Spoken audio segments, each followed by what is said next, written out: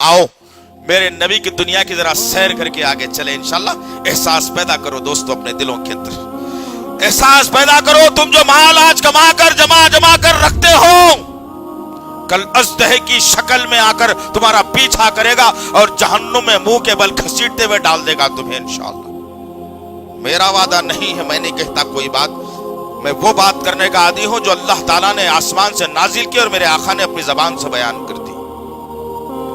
आओ मेरे नबी की दुनिया को देखो। अम्मा आयशा सिद्दीक़ा रज़ियल्लाहु ताला अन्हा का हुजरा है। कितना बड़ा कमरा मेरे नबी का, कितना बड़ा कमरा मेरे नबी का, 4x4 का मेरे नबी का कमरा था। आयशा सिद्दीक़ा रज़ियल्लाहु ताला अन्हा कहती हैं, मेरे नबी की दुनिया में मेरा नबी जब कमरे में दाखिल होता, गर्मियों का मौसम होता, अल्लाह के नबी सल्लल्लाहु अलैहि वसल्लम अपना कुर्ता मुबारक उतार देते और बाजू रख देते, तहबन को कसकर बांध लेते। मेरे नबी का नूरानी चमकता हुआ जिस्म मेरी उम्मत की मां देखती आयशा सिद्दीक़ा रज़ियल्लाहु ताला अन्हा। हुजरे का पर्दा गिरा दिया जाता, मेरा नबी दीवार को टेक लगाकर बैठने की कोशिश करता। उम्मत की मां कहती है, जब मेरा नबी दीवार को टेक लगाकर बैठता तो इत्मीनान हासिल नहीं होता उसे।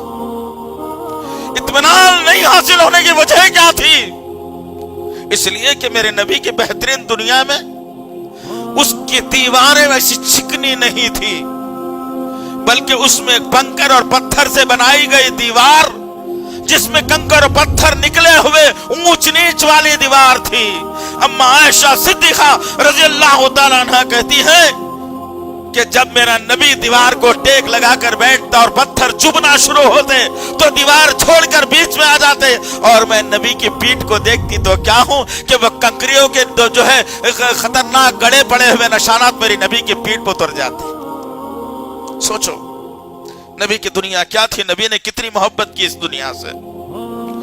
चाहता मेरा नबी तो अल्लाह आसमान से फरिश्तों के जरिए से महल तामीर करवा देता। क्या थी मेरी नबी की जिंदगी? वक्त का वाकया है, गर्मा का मौसम, चिलचिलाती धूप, मेरा नबी चटाई बिछाया हुआ खजूर के झाड़ के साए में लेटा हुआ है। उमर बिन खत्ताब, अबू बकर सिद्दीक, माना साहबा का गुजर हुआ, देखते क्या है, नबी का तहबंद बना हुआ है और ऊपर का कुर्ता निकला हुआ है। मेरा नबी चिलचिलाती धूप में गर्मी से बचने के लिए खजूर के छांव की झाड़ की छांव में लेटे हुए हैं। साहबा गए देखे, अल्लाह के नबी सल्लल्लाहु अलैहि वसल्लम उठे और बैठ गए। क्या देखना साहबा किराम का? आज हम दाढ़ियां मोंड कर जन्नत में नबी के साथ रहने का यकीन करते हैं, पैरों के नीचे कपड़ा उनको लटका कर नबी के साथ रहने का यकीन करते हैं। अफसोस है हमारी जिंदगी पर।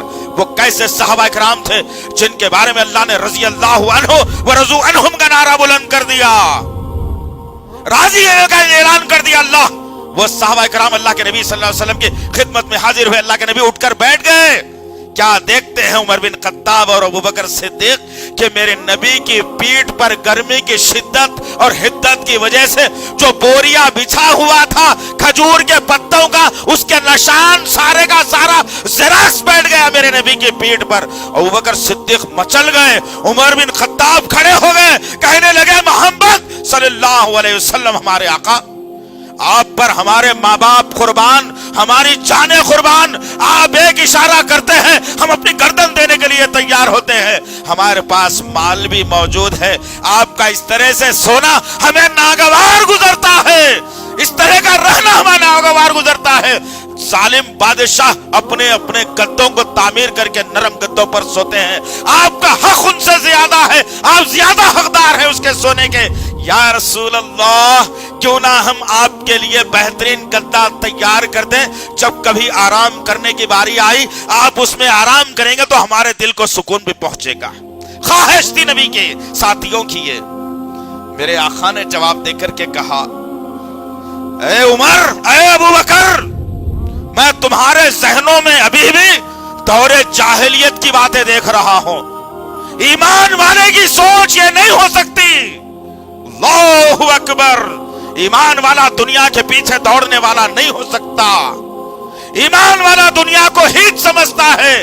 अब ये अल्फाज को दोहराया, दोबारा ये अल्फाज देखा दोहराएंगे तो नबी तुमसे बात करना बंद कर देगा। अल्लाहु अकबर। नबी की दुनिया क्या थी दोस्त?